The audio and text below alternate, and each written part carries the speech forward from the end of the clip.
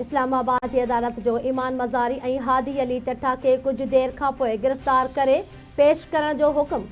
DIG operations ऐं director NCCI अदालत में पेश गिरफ़्तारी वारंट ते अमल दरामद छो नाहे थियो। बलोचिस्तान में हिकु माण्हू गिरफ़्तार नथो थिए, बलोचिस्तान या ॿियनि सूबनि में छा कंदो? शेख आमिर सुहेल प्रोसिक्यूटर पेश छो नथो थिए, खेसि हिन अदालत मां हटाए वञे। जज अफ़ज़ल मजूका जा ॿुधणीअ दौरान रिमार्क्स। एडिशनल एंड सेशन जज अफ़ज़ल मजूका ॿुधणी मुलतवी करे छॾी। वफ़ाक़ी घर वज़ीर मोहसिन नक़वी ऐं बलूचिस्तान जे वॾे वज़ीर सरफराज़ बुगटी जो FC नॉर्थ हेडक्वार्टर जो दौरो।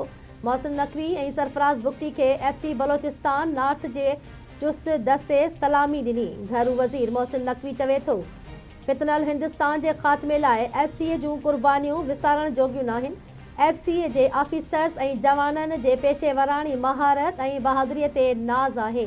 सरफराज़ बुगटी जो चवणु हो त FC नॉर्थ जा जवान भारती स्पॉन्सर दहशतगर्दनि जो ख़ात्मो पिया कनि। बलोचिस्तान हुकूमत दहशतगर्दी ख़िलाफ़ जंग में फोर्सिस सां गॾु आहे।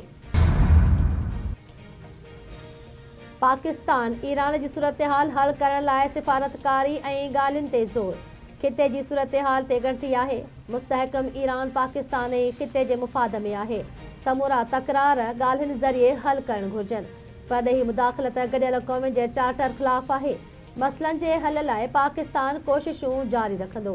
आलमी क़ानून जो ख़्यालु रखो, धुरनि खे सब्र सां कमु वठणु घुरिजे। ईरान पाकिस्तान जो पाड़ेसरी मुल्क आहे। पाकिस्तान जे मुस्तक़िल नुमाइंदे आसिम इफ्तिख़ार जो गॾियल क़ौम जे सलामती कौंसिल जे इजलास खे ख़िताब। ईरान जी बिगड़जंदड़ सूरतहाल बाबति गॾियल क़ौम जे सलामती कौंसिल जो अहम इजलास। अमेरिका, रूस ऐं पाकिस्तान जे नुमाइंदनि पंहिंजो मौक़िफ़ पेश कयो।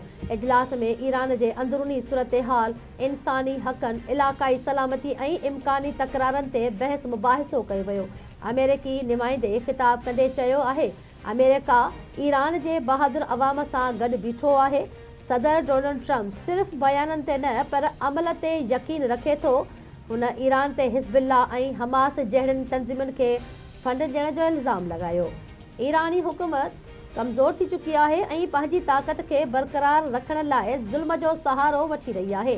रूसी नुमाइंदे पंहिंजे ख़िताब में चयो आहे त रूस ईरान ऐं ॿियनि मुल्कनि जे अंदरूनी मामलनि में परॾेही मुदाख़लत जी सख़्त मज़म्मत करे थो।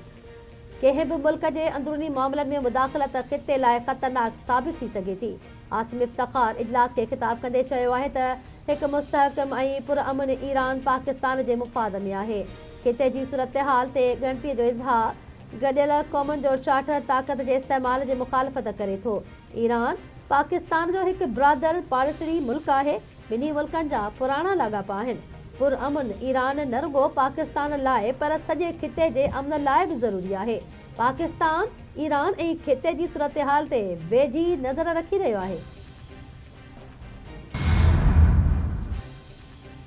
सऊदी अरब, कतर ऐं अमान जे सिफ़ारती कोशिशुनि खां पोइ अमेरिकी सदर डोनाल्ड ट्रंप ईरान ते हमले जो फ़ैसिलो तब्दील करे छॾियो। बरतानवी अख़बार दी टेलीग्राफ जी रिपोर्ट मूजिबि सऊदी अरब, कतर ऐं अमान पारां वाशिंगटन सां हंगामी ॻाल्हियूं कयूं वयूं। नार जे मुल्कनि डोनाल्ड ट्रंप खे फ़ौजी कार्रवाई मुलतवी करण ते इहो चई राज़ी कयो त तेहरान खे पंहिंजे सुठे अमल जो मुज़ाहिरो करण जो मौक़ो ॾियणु घुरिजे। टिन्ही मुल्कनि जे अहिड़ी मौक़िफ़ खां पोइ डोनाल्ड ट्रंप तरफ़ां आख़िरी घड़ियुनि में ईरान ते हमिलो करण जो फ़ैसिलो तब्दील कयो वियो। इसराइली वज़ीर आज़म नेतन्याहू पारां बि अमेरिकी सदर डोनाल्ड ट्रंप खे ईरान ते हमलो मुलतवी करण जी दरख़्वास्त कई वई। अमेरिकी अख़बार न्यूयॉर्क टाइम्स जी दावा। ईरान एहतजाज कंदड़नि खे फाही ॾियण वारनि ख़बरुनि खे रद्द करे छॾियो। ईरान में माण्हुनि खे फांसियूं ॾियण जो को बि मनसूबो न आहे। फांसीअ जो सवाल ई पैदा नथो थिए। ईरानी परॾेही वज़ीर अब्बास इराक़चीअ जो अमेरिकी मीडिया खे इंटरव्यू। संदसि चवणु आहे त एहतजाजी मुज़ाहिरनि में मौजूदु अंसरनि खे परॾेह मां कंट्रोल कयो पियो वियो। सूरतहाल ते ज़ाब्तो आणे वरितो आहे। मुल्क में अमन बहाल थी वियो आहे।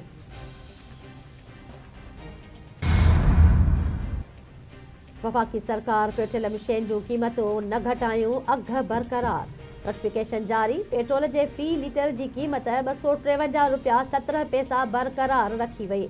डीज़ल जो फी लीटर अघु बि 257 रुपया 8 पैसा बरक़रार रखियो वियो। कराची ऐं सूधो सिंध जे मुख़्तलिफ़ इलाक़नि में कोहीड़ो, नज़र जी हद घटिजी वई। कराचीअ में मुख़्तलिफ़ हंधनि ते कोहीड़े सबबि ट्रैफ़िक जी रवानी मुतासिर। शहर में घटि गर्मी पद 13 डिग्री सेंटीग्रेड रिकॉर्ड कयो वियो। टंडो, अलाहिया, शेख वर्कियो ऐं करौंडी सूधो मुख़्तलिफ़ इलाक़नि में बि कोहीड़ो। अहम रोडनि ते ड्राइवरनि खे गाॾियूं एहतियात सां हलाइण जी हिदायत। ऐं बांधीअ जे मेहरान हाईवे ते 2 कोचनि में टक्कर, 5 मुसाफ़िर ज़ख़्मी दौड़ इस्पताल मुंतक़िल। ज़ख़्मियुनि मां 2 ॼणनि जी हालत ॻणितीअ जोगी खेनि नवाबशाह इस्पताल रेफर कयो वियो। ज़ख़्मियुनि में मोहम्मद अली बिरोही, क़ुर्बान अली ऐं इंतज़ार हुसैन समेत 5 ॼणा शामिल।